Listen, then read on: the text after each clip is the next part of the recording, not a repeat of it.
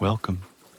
You are now entering a calm space, a place where the noise of the day fades and the story of everything begins. We are going to travel through time together, but slowly, gently, as you rest, as you breathe. Let the story of our world carry you into sleep. This isn't just history, this is the soft rhythm of time, and it all began with nothing. In the beginning, there was no earth, no oceans, no sky, no sound, only darkness and silence. Then came the first light, a sudden burst. Scientists call it the Big Bang.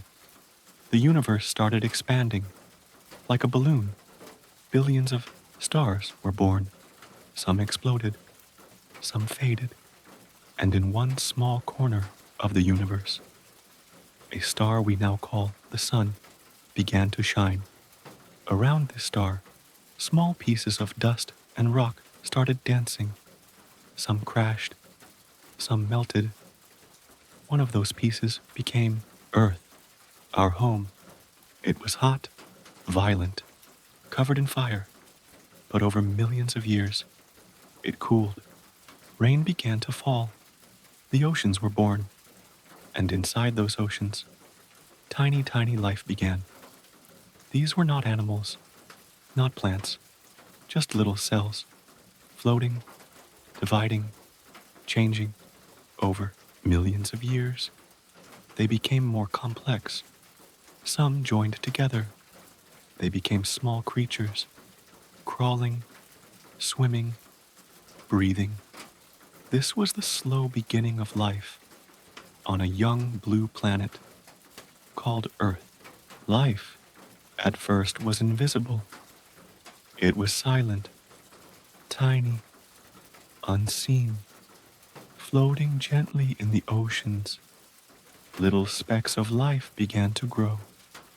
Not animals, not even plants, just small, single cells, each one doing its own quiet work, absorbing, dividing, becoming. Time passed, not in years, but in millions of years, and slowly, these cells began to change. Some joined together. They became a team. They shared energy, shared strength. Soon, these clusters became tiny creatures. They could move. Some could feel light. Others could sense warmth. They drifted through ancient oceans where the sky above was orange and the sea below was filled with quiet shadows. There were no fish, no whales, no jellyfish, just small living things trying to survive. In the deep, silent waters of early Earth, then came a great transformation. Some creatures started to grow shells, little shields to protect themselves. Others formed soft spines, or hard plates, or tiny hairs to help them swim faster. They still had no eyes, no mouths, no voices, but they were alive, and they were learning. The oceans were full of movement, of tiny explorers gliding through thick, salty water. Each creature left behind a soft trail, a small ripple in the timeline of life. Over more time, more than we can truly imagine, some of these creatures became bigger. Their bodies grew segments, little legs, and even early nervous systems. Some began to burrow into the ocean floor. Some floated near the surface, soaking in sunlight that warmed the water, and then, for the first time in history, some of them began to see. Simple eyes appeared, just light and dark, no colors, no shapes, but enough to know the difference between up and down, between danger and safety, between sunlight and shadow. Eyes changed everything. With vision, creatures could move with purpose.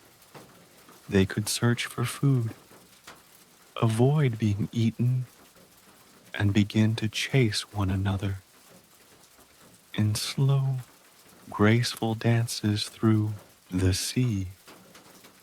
Some learned to curl, others learned to dart. Some stayed small, others grew larger. This was the first explosion of animal life. It happened quietly, softly, but it shaped the world forever. This time is called the Cambrian explosion, and it was one of the most creative chapters in Earth's long, gentle story. But life didn't stay in the ocean forever. Something amazing happened. Some creatures developed lungs, others developed legs, fins turned into feet, gills into breathing tubes. One by one, animals began to climb onto land. At first, they stayed near the water, sliding along mud banks, wiggling between wet rocks. The land was strange.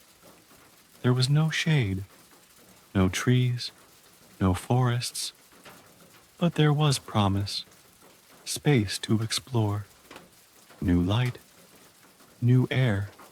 So they stayed and changed. As animals began to explore the land, plants followed, or perhaps plants were already waiting. At first, there were just small mosses, soft green carpets along wet ground.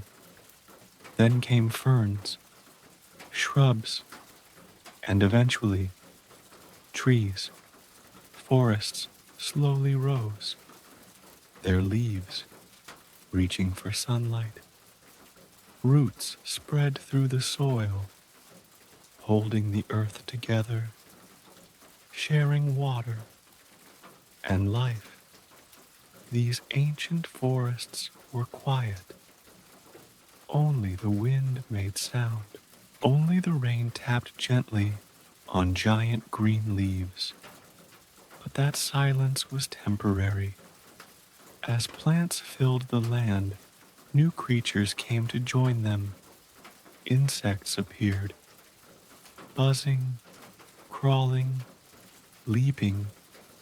Some had wings, delicate like paper, carrying them through thick air. Beetles hid in bark. Ants formed colonies. Dragonflies, with long, shimmering bodies, skimmed over pools and ponds. This was a new world, a land of tall trees and tiny explorers. Each insect had a role. Each plant gave shelter. The web of life was growing, more complex, more connected, more beautiful. Then, in time, the giants arrived. These giants walked on 4 legs, or stood tall on 2. Some had thick armor, others had feathers. Some had jaws full of sharp teeth, and others had long necks to eat from treetops. We call them dinosaurs, but back then they had no name.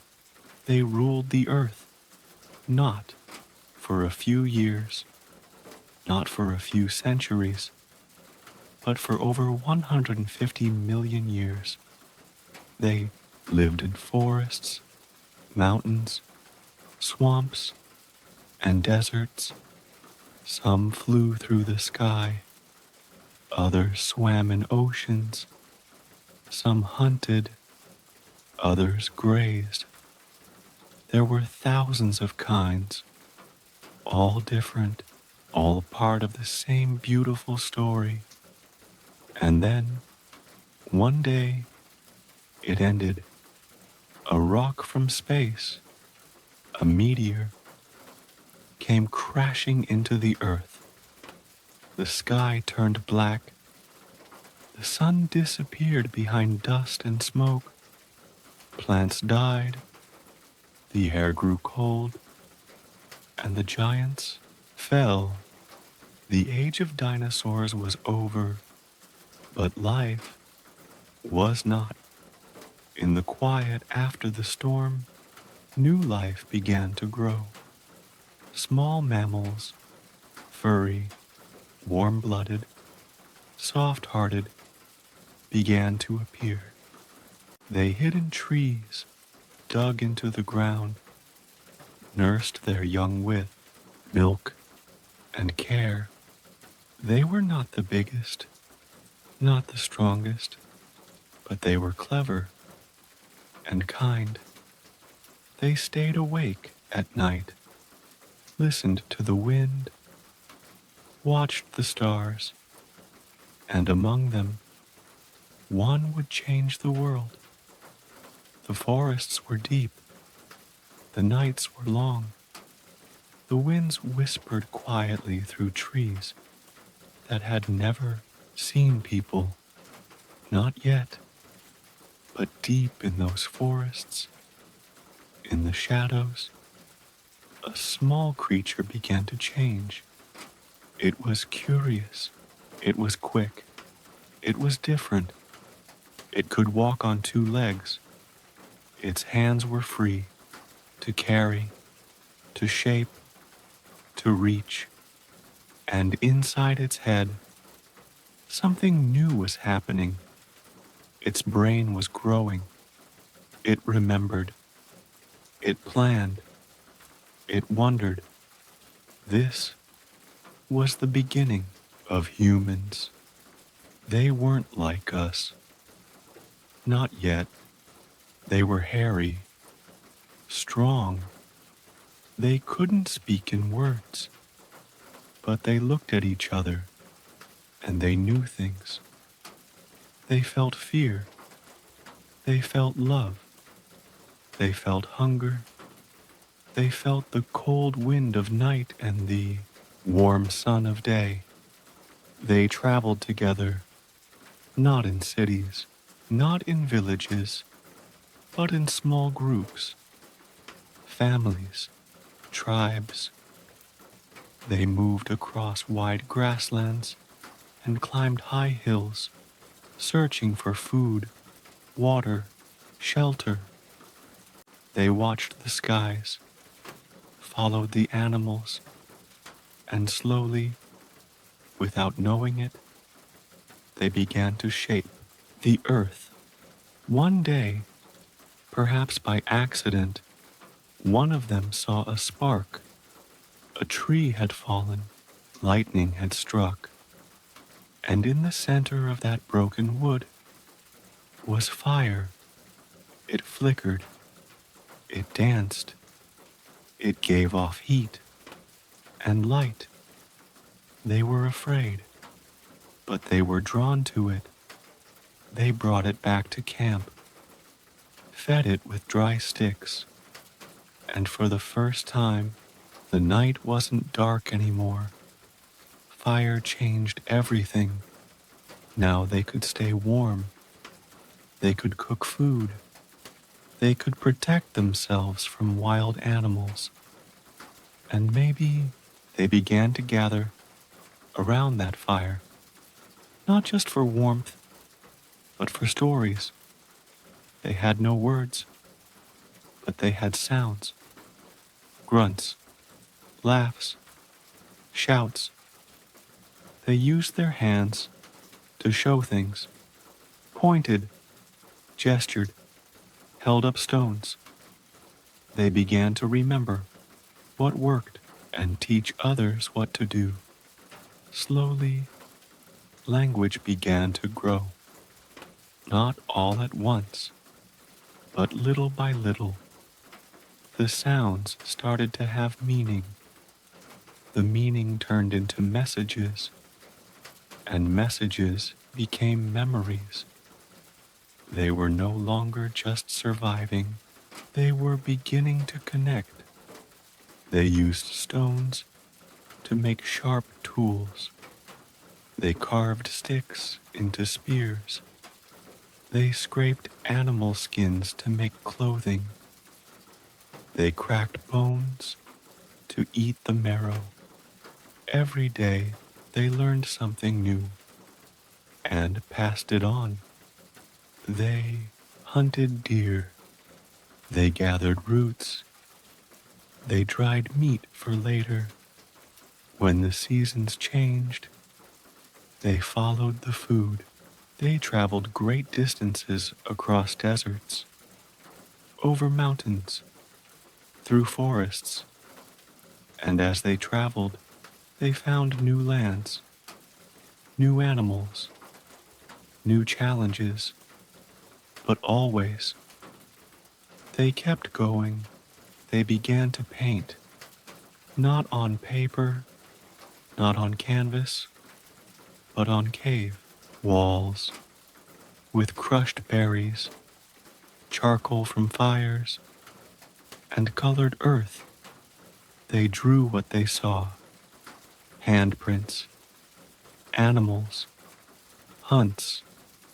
Some of those paintings are still there, hidden in dark caves, telling the silent stories of people long gone. No one knows exactly why they painted, but maybe it was to remember. Maybe it was to say, we were here. Time moved forward. More people were born. More tools were made. More land was explored. And one day, someone decided not to move. They found a river. It gave them water, fish, and fertile soil. They stayed. They planted seeds and watched as small green shoots rose from the ground. They didn't have to chase their food anymore. Now they could grow it. This was the beginning of farming. Farming changed everything. People could settle in one place. They built homes, simple ones, made of mud, sticks, and stones. They kept animals, goats, sheep, cows. They stored grain for the winter. They dug wells, and soon a few families became a village. A few villages became a town. They shared tools, shared stories, shared work. They began to divide tasks. Some farmed, some hunted, some cooked, some watched over children. This was the beginning of community. Now that they didn't need to move, they had more time.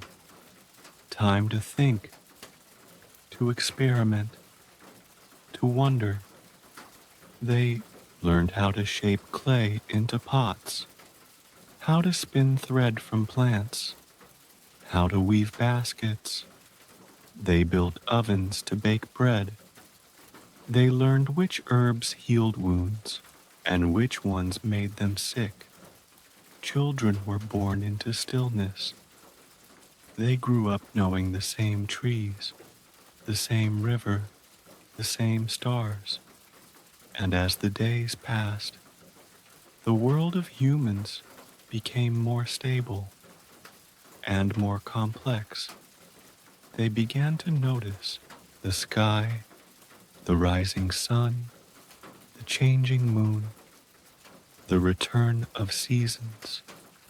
They counted days using sticks and stones.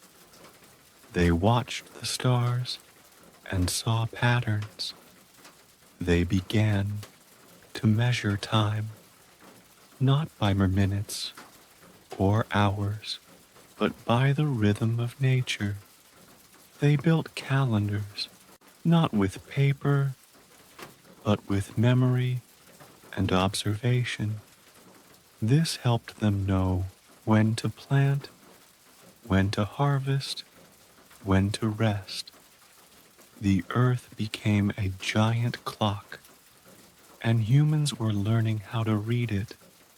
Some humans lived near rivers, others near forests, some in open grasslands, others in caves.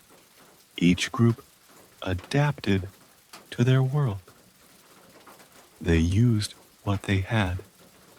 They shaped their surroundings, and slowly their faces began to look a little different. Their languages began to sound a little different. Their clothes, tools, and customs began to change, but inside they were all the same, all dreaming, all building, all becoming. They were no longer just animals. They were something more. They were human. The river flows, slowly, silently, but always forward. And where rivers flowed, humans stayed, because rivers brought more than water. They brought food. They brought life. They brought the beginning of something new. In a wide land between the Tigris and the Euphrates, something incredible began. This land was dry, but the rivers made it bloom. People built small huts from mud. They planted wheat and barley in the rich, dark soil. They raised goats and sheep. They fished with handmade nets. And for the first time, they stayed in one place, for good. This was Mesopotamia, the land between the rivers, the first place in the world where humans began to live together in large, organized groups. At first it was quiet, just a few villages, a few families living near the water, but slowly the villages grew. They built walls around their towns. They dug canals to guide the river. They traded extra grain for fish, clay, and cloth, and they began to shape something larger than survival. They began to shape society. As time passed, people started building something even bigger, cities. One of the first was Uruk. Thousands of people lived there. It had tall walls, temples made of baked brick, and markets full of goods from far away. People walked down narrow streets, carrying baskets of grain, clay jars of oil, and woven fabrics dyed with plants. There were homes, workshops, places of worship, and in the center, a great temple rose above it all. From the top, you could see the whole city, the winding river, and the horizon glowing with morning light. Life in the city meant more than work. It meant connection. People met strangers, They spoke different dialects. They shared songs, food, and stories. They had more than what they needed, so they traded, they bartered, they gave and received. With this complexity came the need to remember, not just memories and tales, but numbers, amounts, records, agreements. So people created symbols, lines, dots, and shapes pressed into wet clay using sharpened sticks. These symbols held meaning: a sack of barley, a measure of oil, the name of a family. The clay tablets were left in the sun to dry, and just like that, memory became permanent. Writing had been born. It wasn't poetry, it wasn't story, not yet, but it was a start, and through it, ideas could live longer than any person. As cities grew larger, life needed more structure, not just roads and canals, but rules, systems. There were leaders, and some became kings. They built palaces, passed laws, commanded armies. They wore robes dyed in color, held staffs that showed their power. They were seen as chosen, favored, important. There were judges who helped settle arguments, scribes who wrote down orders, guards who stood at gates. Society had become something shared, yet divided.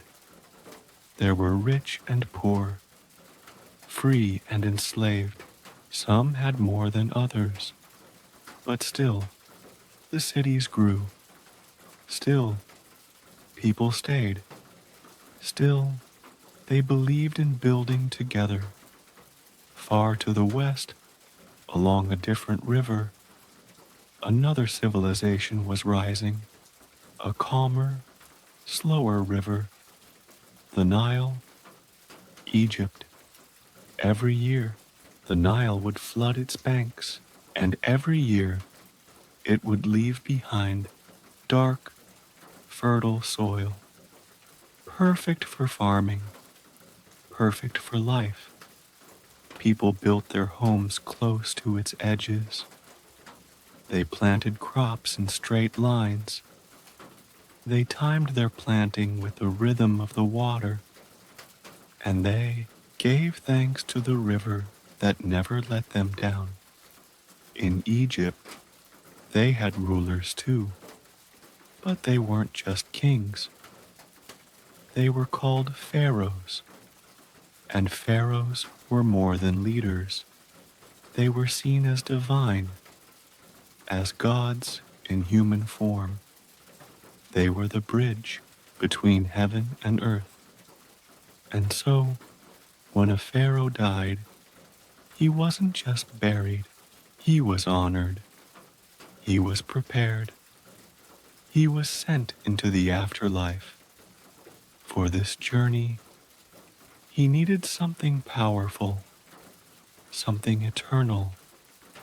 So the people built him a tomb, not a small one, but a mountain of stone. Block by block, they built upward, stone after stone, dragged by hand, pulled by rope. Thousands of workers, years of labor, and not a single machine. These were the pyramids, still standing, still silent, still watching. They built these structures not to impress, but to protect, to hold the body of their God King for all eternity. Egyptians were thinkers too. They studied the stars, watched the sky, measured time by shadows, predicted floods by the moon. They wrote using pictures, hieroglyphs. Each image held sound, meaning, and beauty. They carved them into stone, painted them onto walls, wrote them on papyrus, an early form of paper made from reeds. They had doctors who studied herbs, engineers who measured rivers, scribes who recorded stories and prayers. They believed in many gods, some with animal heads, some with wings, some who ruled the sky, others who lived in the underworld. They believed in balance, in harmony, in truth, and this belief shaped their cities, their temples, their lives. While Egypt and Mesopotamia never met directly, they were alike in many ways. Both built with intention, both planned and remembered, both created systems and symbols that outlived their makers, and in both places, human life moved from simple to sacred, from wandering to rooted, from surviving to building a world. The age of civilizations had begun, and it would stretch across continents, over oceans, and through time. Quietly, softly, the human story was unfolding. While Egypt built pyramids from stone and Mesopotamia carved symbols into clay, other great stories were unfolding far from the rivers of the Middle East, across wide deserts, beyond mountain ranges, near another great river, the Indus. People were creating a world of their own. This was a quiet world, a thoughtful world, a world that would later be known as one of the oldest and most advanced civilizations in history. Near the flowing waters of the Indus River, villages turned into towns, and towns became something remarkable, a place where people didn't just live, they planned. The streets ran in straight lines. The buildings were made with uniform bricks. There were wells for fresh water, drains beneath the streets, public baths for cleansing, and even systems for managing waste. It was clean, organized, peaceful. The people of the Indus Valley left behind no grand statues, no massive tombs, no clear evidence of kings or war, only signs of cooperation, balance, and care. They made seals, small, carved stones, with animals, symbols, and writing we still can't fully read. They traded with distant lands. They crafted pottery with delicate designs, and they lived for centuries in quiet harmony. Their cities, Mohenjo-daro, Harappa, were not loud with power, but calm with intention. And then, as quietly as they rose, they disappeared. Maybe the river changed. Maybe the climate shifted. Maybe something else. But their cities emptied, and their story became a mystery, whispered only by stone and soil. Far to the northeast, In the valleys of the Yellow and Yangtze rivers, another ancient world was rising. In early China, people began farming rice in wet, muddy fields. They raised silkworms. They shaped bronze into tools, weapons, and ornaments. Like others, they watched the skies, planted with the seasons, and honored their ancestors. They believed that the spirits of their family members lived on, not just in memory, but in the wind, in fire, in water. To speak with these spirits, they used something called oracle bones. They would heat turtle shells or bones until they cracked, then read the lines to understand messages from beyond. This was a time before China became an empire, before walls were built across mountains, before emperors ruled for lifetimes. But even then, the people believed in order, in balance, in cycles of nature and life. The rulers of early China believed they were chosen by heaven, not by force, but by virtue. If a ruler was just and kind, he kept the mandate of heaven. But if he grew cruel or careless, the people believed heaven would take the mandate back and the ruler would fall. This belief created a cycle of rise and fall, of dynasty and change that would shape China for thousands of years. Their writing was made of symbols, each one a picture, each one holding meaning and sound. Even today, modern Chinese characters are echoes of those ancient marks. They wrote on silk, they carved into bamboo, they painted with brushes and black ink. Their music was soft, their tools were sharp, their hearts were full of philosophy and faith. And while they built homes, roads, and villages, they also built ideas, ideas that would travel through time and reach the minds of millions across oceans and forests.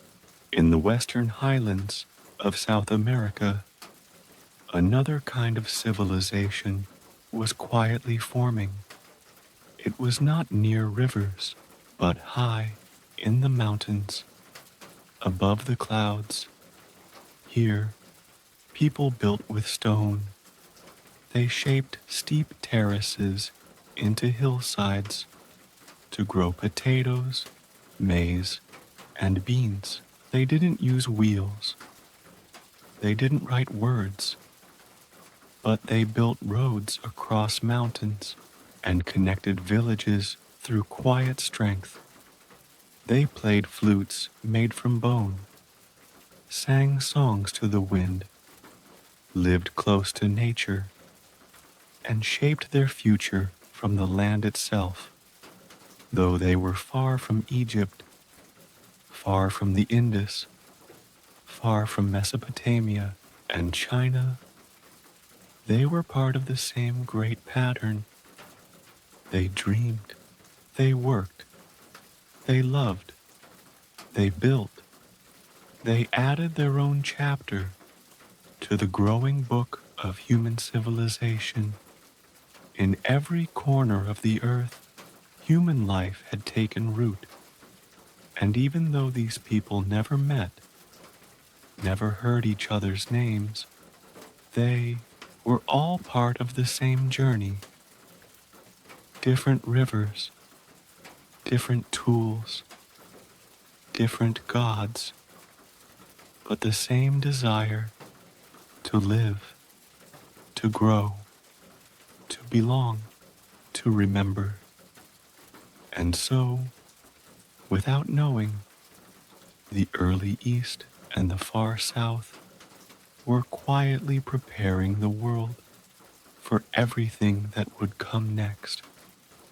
In the lands where olive trees grow and the sea gently kisses rocky shores, another world was waking up, not through war, not through farming, but through thinking.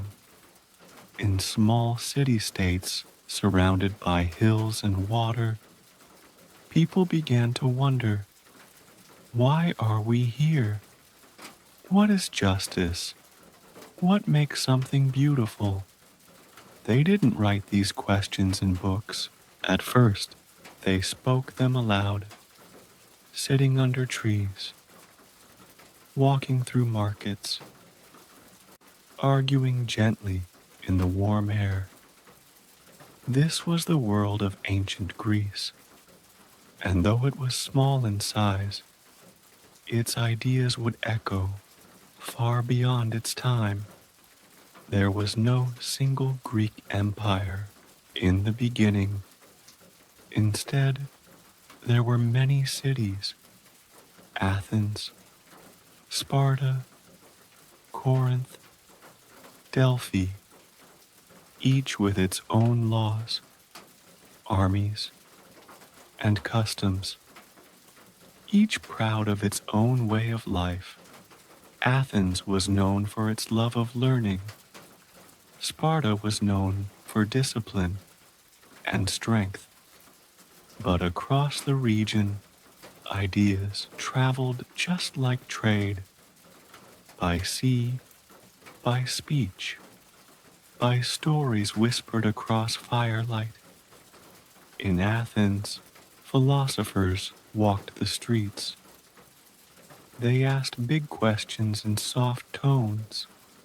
Socrates, with a calm face and a simple robe, challenged people to think for themselves. He didn't give answers. He gave questions. And from those questions, new thoughts were born.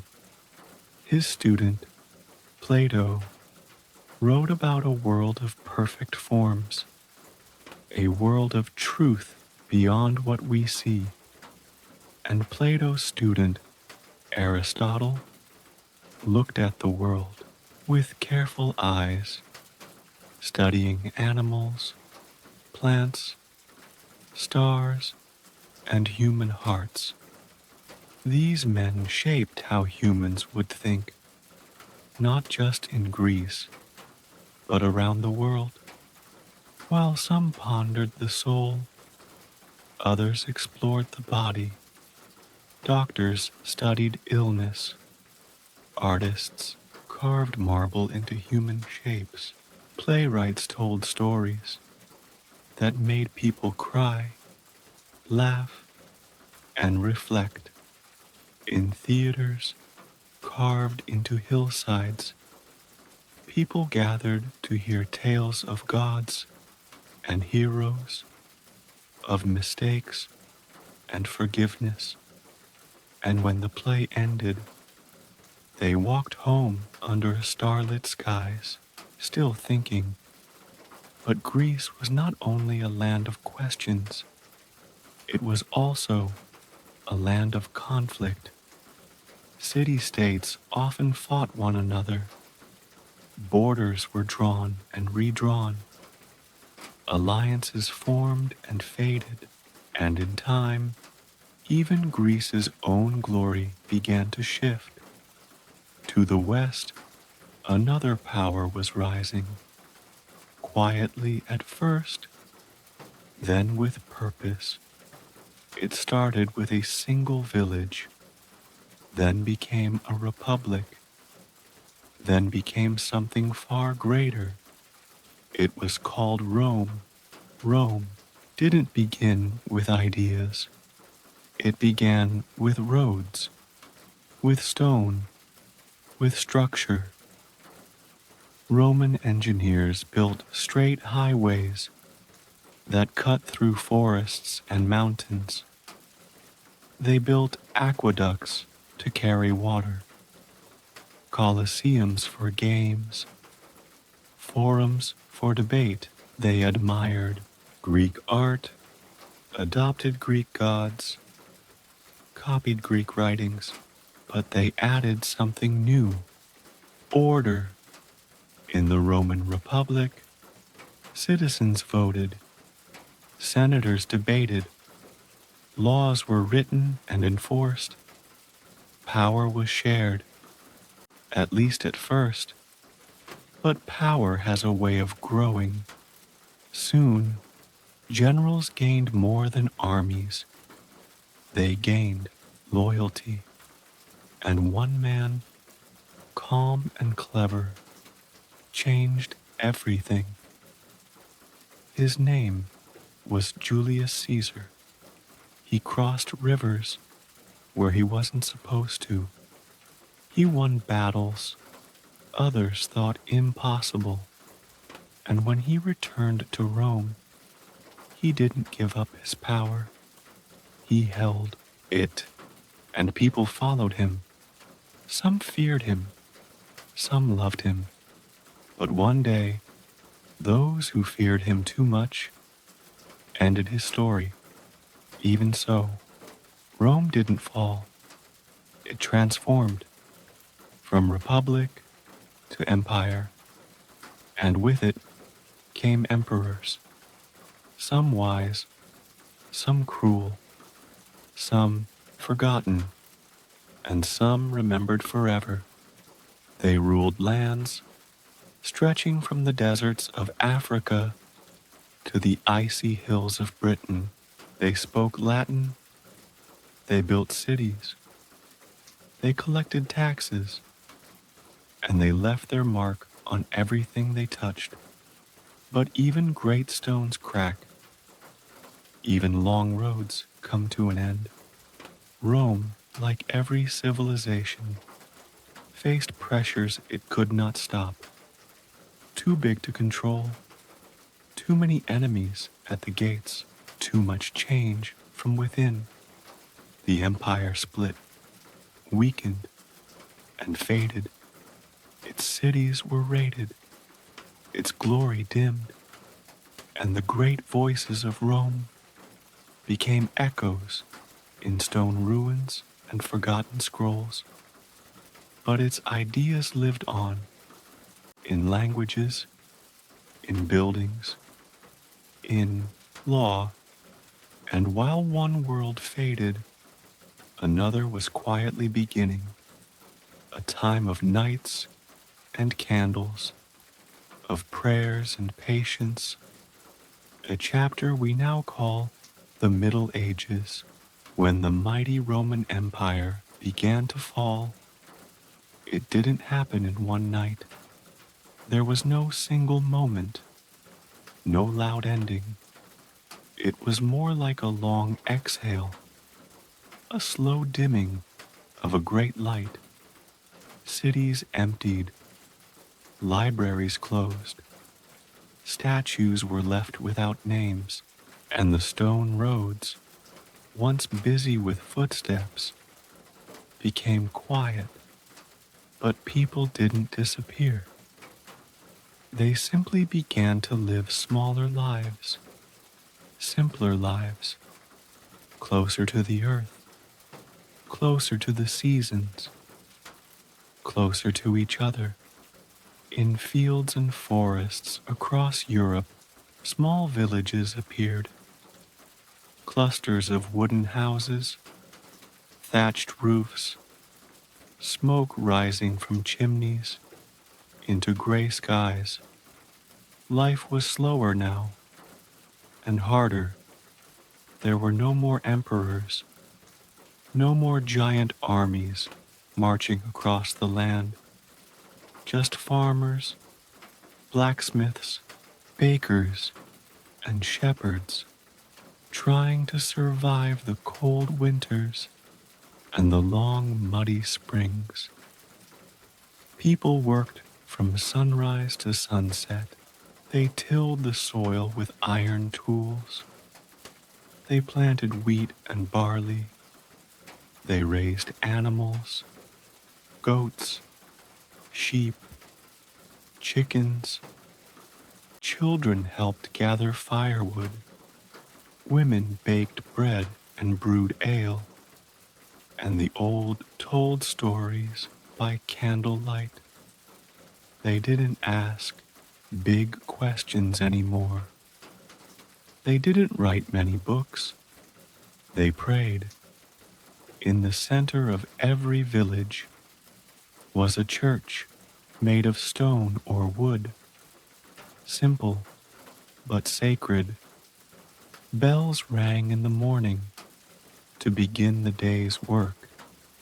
They rang again in the evening to call people home.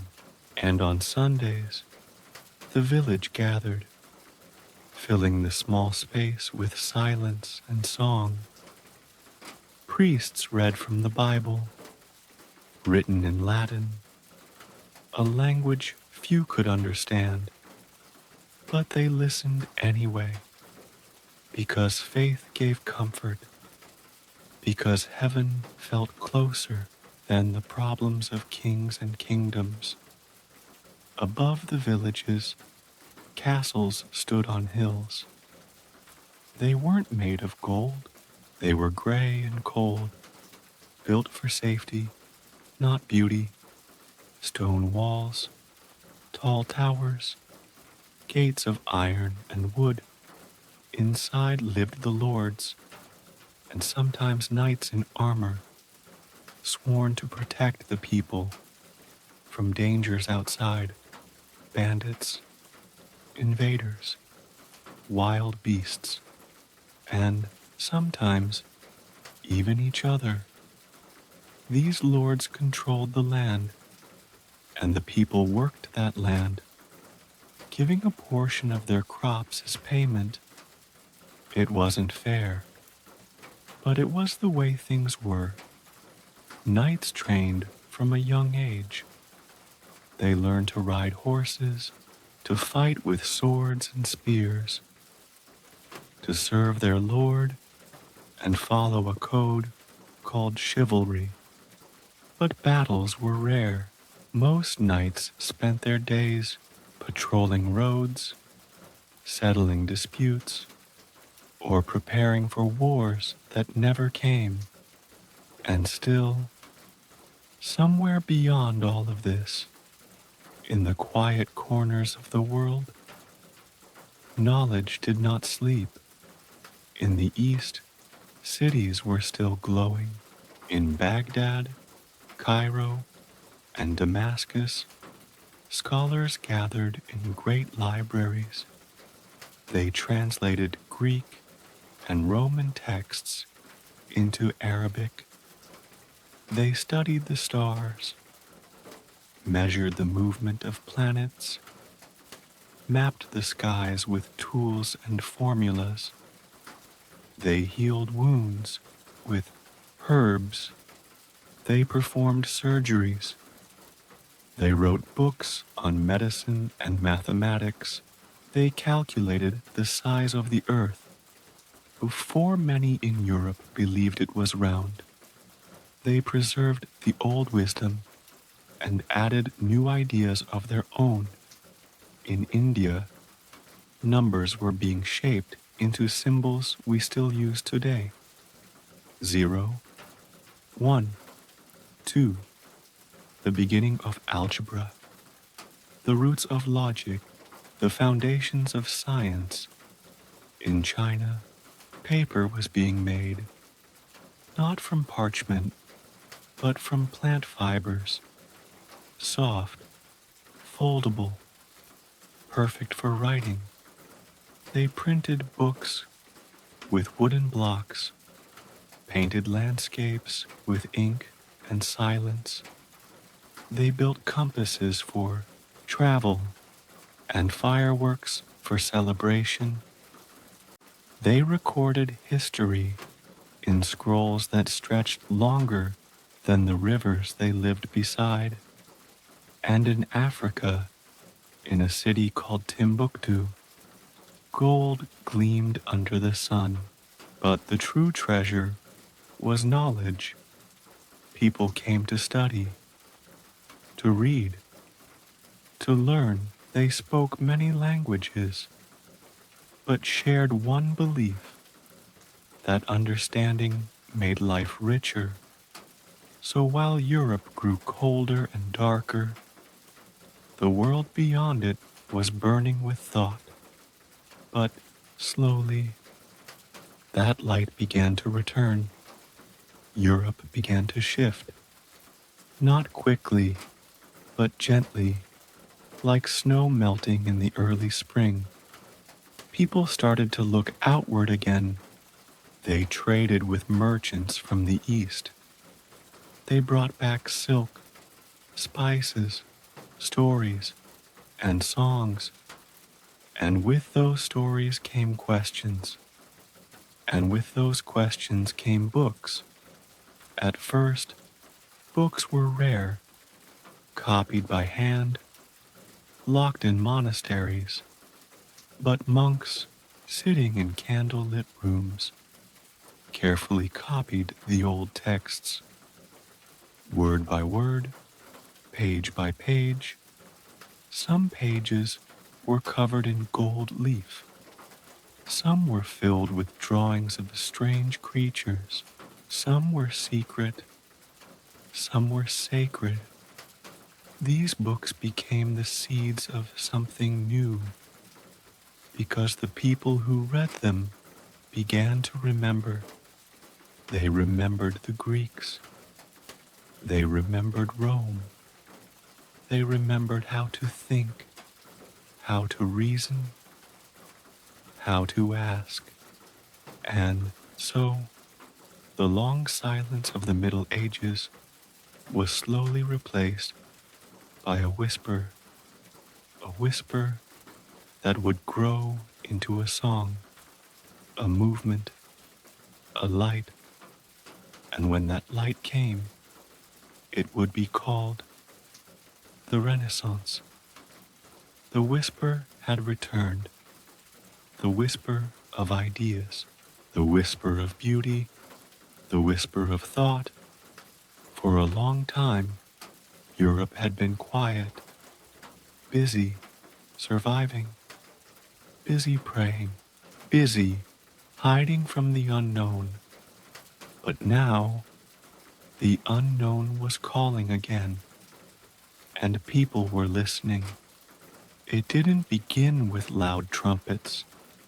It began with small things, a painting of a flower, a question about the stars, a rediscovered book from ancient times. The world was waking up, slowly, gently, as if stretching after a long, deep sleep. This was the Renaissance, a word that means rebirth, and that's exactly what it was. The rebirth of curiosity, the rebirth of beauty, the rebirth of wonder. It began in Italy, in cities like Florence and Venice, places full of trade and full of money, but also full of artists, thinkers, and dreamers. In Florence, a man named Leonardo watched birds. He studied how their wings moved. He sketched machines that could fly long before any plane had ever touched the sky. He painted smiles, studied anatomy, designed bridges, wrote notes backward in mirror script. He was a painter, a scientist, an inventor, all in one gentle soul. His paintings were soft, full of light and mystery, faces that seemed to know something, but would never say it. In Rome, Michelangelo carved stone as if it were clay. He looked at marble and saw people trapped inside and set them free with his hands. He painted ceilings that showed the whole story of humanity from the creation of the world to the end of days, all above the heads of quiet visitors who would look up and wonder. Elsewhere, books were no longer copied by hand. A man named Gutenberg had changed everything. He created a machine, a printing press. It could stamp words onto paper, page after page, fast, accurate, powerful. Now, books weren't just for kings. They were for students, for merchants, for anyone who could read, and even those who were still learning how. Ideas spread like the wind, quietly, invisibly, but everywhere. People read about the stars, about medicine, about art, about distant lands and ancient truths. And with reading came questions. Why do things fall to the ground? Why does the moon change shape? What are we made of? What lies beyond the sea?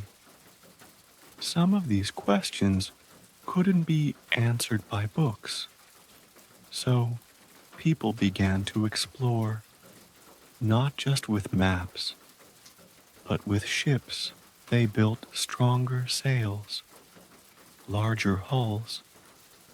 They packed food, water, tools, and set out into oceans they didn't fully understand. Sailors stood on wooden decks, facing endless water. They watched the stars to find their way. They faced storms and silence and seas that went on forever. But still, they sailed. Some were looking for gold, others for spices. Some wanted to find new lands, and some simply wanted to know what was out there.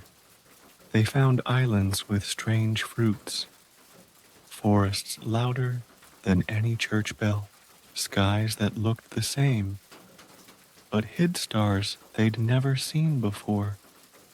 They met people who wore no shoes, spoke different tongues, painted their faces, and told stories in dances.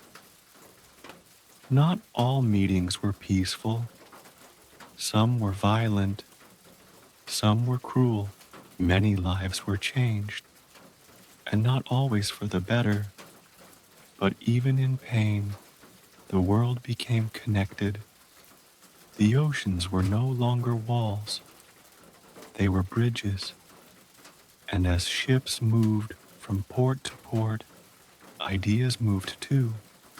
Tomatoes went to Europe, horses came to the Americas. New foods were planted in new soils. New music played in new ears. New languages were born from old ones mixing together. It was messy. It was miraculous. It was history. Back in Europe, science continued to bloom. People began using numbers to describe nature. They built telescopes. They watched the moon and saw craters, not smooth glass. They looked at the sun and saw it had spots. They questioned everything, even the idea that Earth stood still. One man, Galileo, looked through a telescope and said that Earth moves, it spins, it travels around the sun. At first, many were afraid. The world had felt safe, with Earth at the center, but now maybe it wasn't. And yet, there was something peaceful in knowing we were just one part of something vast, something beautiful. The Renaissance was not just about art, it was about truth, a deeper truth, one that came from observation, from listening, from watching the world without trying to control it. People built maps, not just of land, but of stars, of muscles, of plants and animals. They began to believe that the world could be understood, that behind every mystery was a pattern, and maybe, just maybe, that pattern could be known. So they kept going.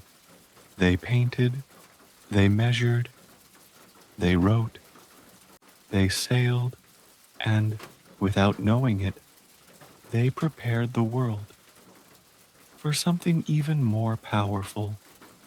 The world was not only waking up, it was getting ready to change forever.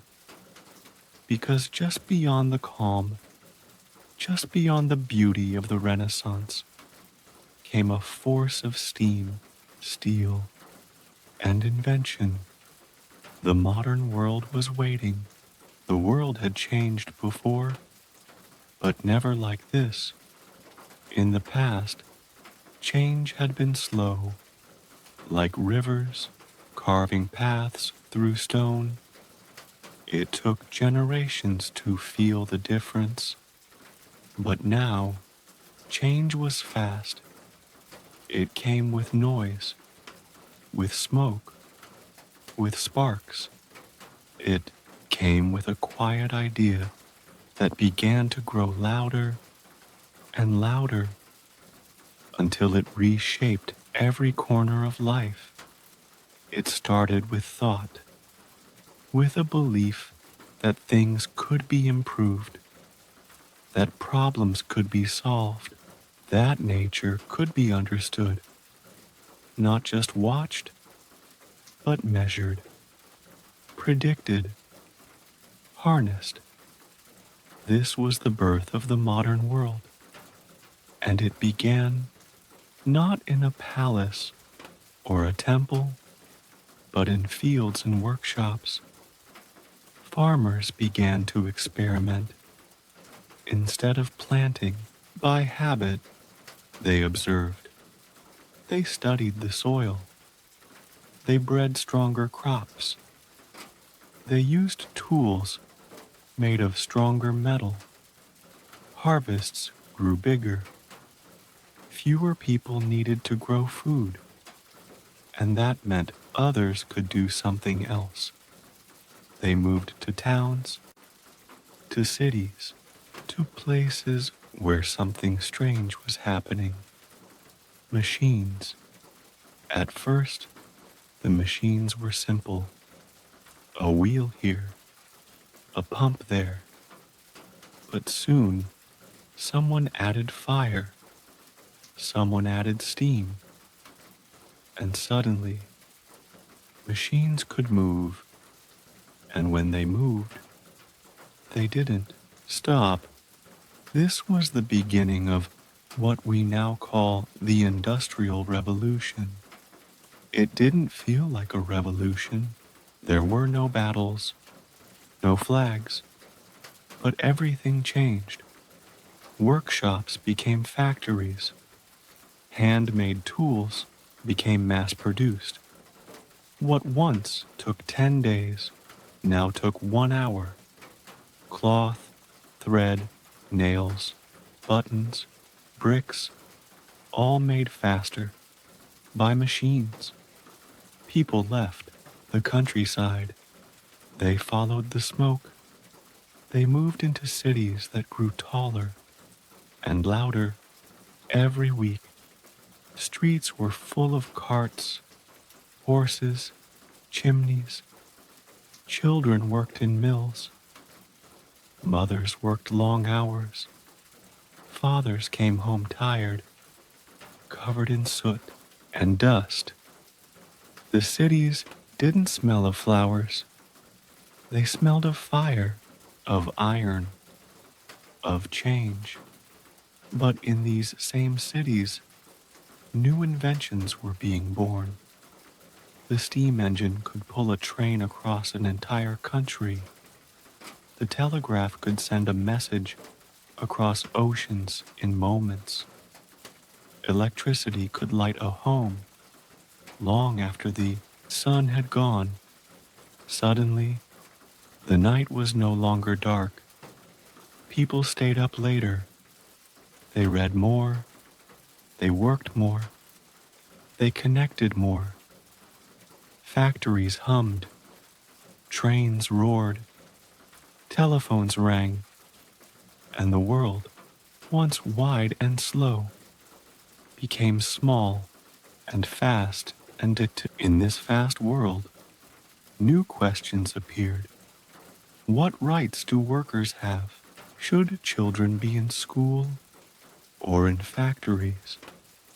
Who gets rich from machines and who suffers?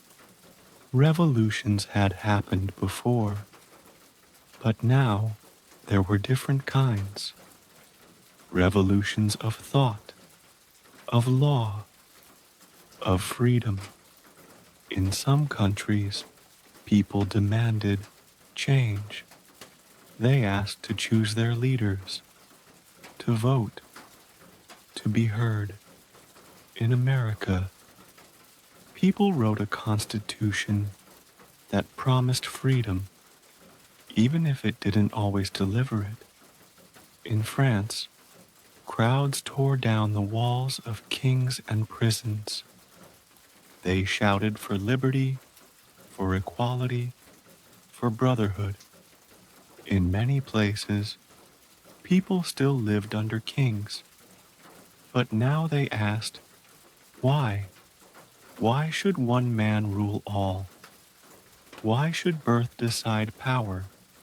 Ideas that had lived quietly in books now marched through the streets. And while some people built machines, others built nations. New countries were born. Old empires were questioned. Maps changed. Borders shifted. But even with all this change, one thing stayed the same: the desire to know. So scientists asked more questions. Why does an apple fall? Why does a magnet pull? Why does light bend through glass? They built laboratories. They made discoveries that unlocked the world. They found bacteria and created vaccines. They studied electricity and created light bulbs. They looked at stars and saw galaxies. They looked at cells and saw life unfolding like a hidden dance. The universe began to feel knowable, and that, in itself, was a revolution. Still, even as people moved faster and thought deeper and built taller, not everything was progress.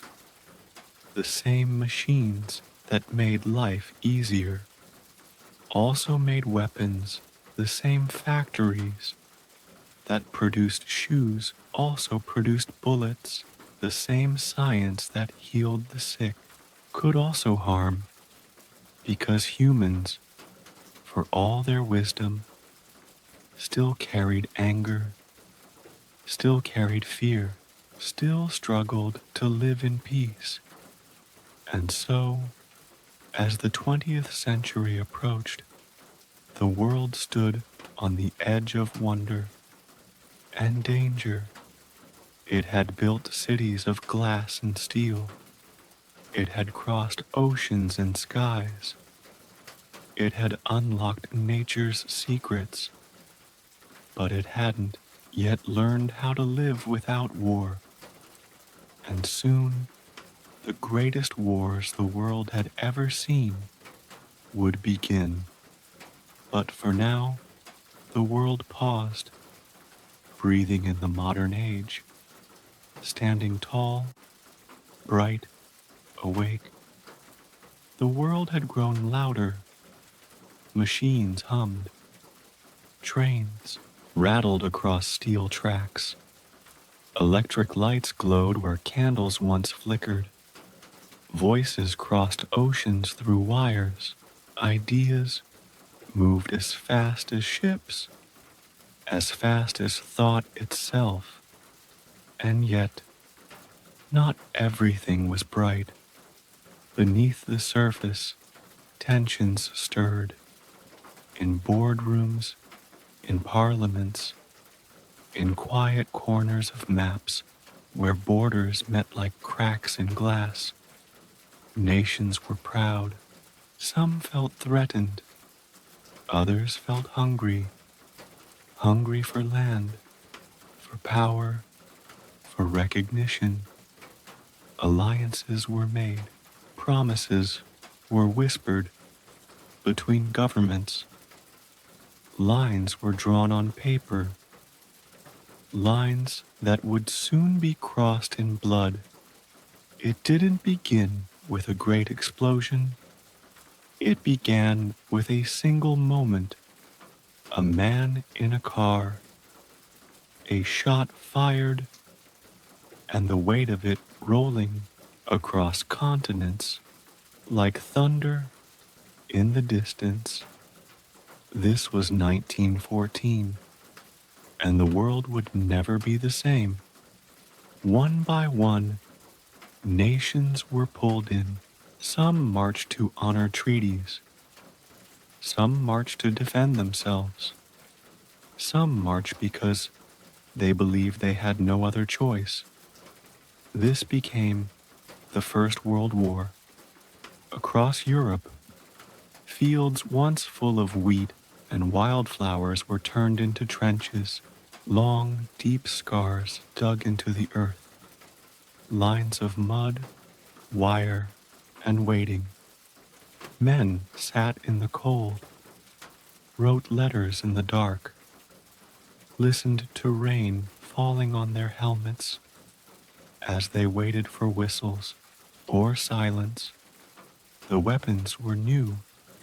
The damage was unlike anything the world had known. Machines fired bullets faster than eyes could blink. Gas filled the air, invisible and deadly. Bombs rained from the sky. Tanks rolled over craters and corpses. But still, the war dragged on, year after year. And through it all, letters still moved. Poems were written. Love was sent across battlefields. Even in chaos, the human heart searched for peace. By the end, millions were gone. Fathers, sons, brothers, some buried, some never found. Whole towns missing entire generations. When it was over, there was no cheering, just silence, and the hope, the desperate hope, that nothing like it would ever happen again. Leaders met. Maps were redrawn. Nations were punished. Agreements were signed with trembling hands. But the world had changed. Old empires had crumbled. New ones were rising. And in the quiet years that followed, seeds were planted. Seeds of anger, of fear, of revenge. In some countries, Leaders rose by speaking, not of peace, but of strength, not of unity, but of purity. They blamed, they shouted, they promised to restore pride, and many listened. They were tired, they were poor, they were afraid, and fear is fertile ground for dangerous dreams. A man named Hitler rose in Germany. He gave angry speeches. He used lies to create power. He turned neighbor against neighbor, and he built a war before the world even realized it had begun. In the East, another empire expanded, quiet at first, then bold. Japan took islands, then countries. It moved through the Pacific like a tide no one could hold back. The Second World War had begun. It wasn't fought in one place, it was everywhere. In deserts, in oceans, in icy mountains and deep jungles. Tanks roared, planes filled the skies, cities were bombed into rubble, and millions of soldiers were once again called to fight. But this war was different in more than size. It was darker. Entire peoples were targeted, not for what they did, but for who they were. In camps hidden behind barbed wire, families were taken from their homes, their names, their histories, erased. This was the Holocaust, a tragedy so deep that even silence cannot fully hold it. While battles raged, some people hid the innocent, others resisted in secret. Not all courage wore uniforms. Not all heroes held weapons. Across the world, nations joined forces. Some had once been enemies. Now, they stood together because the cost of doing nothing was too great. The war lasted 6 years. Cities were destroyed. But so was the illusion that humans were beyond cruelty. In 1945, the war ended, not with a parade, but with 2 flashes of light. Above the cities of Hiroshima and Nagasaki, the first atomic bombs were dropped. Thousands of lives ended in seconds, and the world crossed a line it could never uncross. After that, there was no question of how powerful humans could be. The question became, would they use that power to destroy or to heal? When the dust settled, nations gathered. They created the United Nations, an idea, a hope that people could talk before they fought. New laws were made. Human rights were written down. Schools were rebuilt. Homes were mended. Children were born. The world, once again, began to breathe. It wasn't peaceful, but it was quieter, at least for a while. The wars had shown what humans were capable of, both the worst and the best. Now came the long journey of rebuilding, of remembering, of deciding what kind of world would rise from the ashes, and slowly, with small steps, that new world began to form. The world had changed. It was not the same world of pharaohs and kings, of wooden carts and handwritten scrolls, of campfires and cave paintings. Now there were towers of glass and steel. Now there were satellites orbiting above. Now a voice could travel across the planet in the time it took to blink. But even in this new electric world, some things remained the same. The sun still rose each morning. The seasons still shifted. People still dreamed. People still loved. People still searched for meaning. After the wars, the world took time to rebuild. Countries repaired broken buildings. Families found missing pieces. Leaders signed papers. Borders changed. And slowly, people began to focus on something new. Connection. Airplanes carried passengers instead of soldiers. Boats moved goods instead of weapons. Letters became phone calls. Phone calls became emails. Emails became messages sent in less than a second. A child in one part of the world could speak to a stranger across the ocean as if they were sitting in the same room. This was the digital age, a time when information flowed faster than water, faster than thought. Books were now screens. Maps could be searched with a tap. Entire libraries could fit in your hand.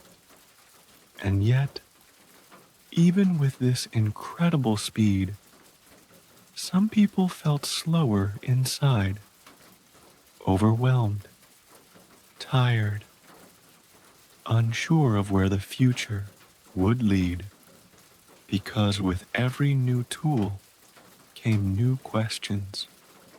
What do we do with all this knowledge? How do we protect truth when lies travel just as fast? How do we stay kind when we never stop moving? Around the world, people try to answer these questions in different ways. Some built communities online. They shared art, music, words of comfort. Others grew gardens, trying to return to something simpler, even if only in small ways. Schools taught history, so the mistakes of the past would not be repeated, and children, born into a world of screens, still drew pictures with crayons, still played games under the sun, still laughed without knowing why. Technology kept growing. Machines learned how to learn. Cars drove themselves. Doctors used robots to perform surgeries. Homes listened when you spoke, and answers came faster than you could finish the question. But not all answers came from machines. Some still came from silence, from long walks, from books read slowly under blankets, from conversations at dinner tables, from eyes meeting without a screen between them. Humans had become incredibly powerful. They could look into the heart of atoms and into the birth of stars. They could create new organs and explore the ocean floor. But they were still fragile, still uncertain, still human. They faced challenges: climate change, pollution, disconnection, inequality. They faced questions about Who gets to live safely? Who gets to speak? Who gets to dream? And in all of this, one truth remained. The world was connected. A fire in one country brought smoke to another. A virus that began in one city reached every continent in weeks.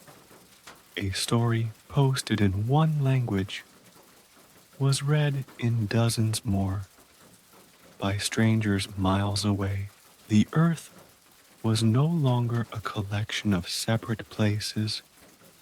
It was one home, one shared breath, one turning planet with billions of hearts beating on it.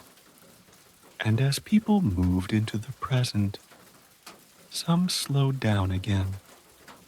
They remembered the stories of before.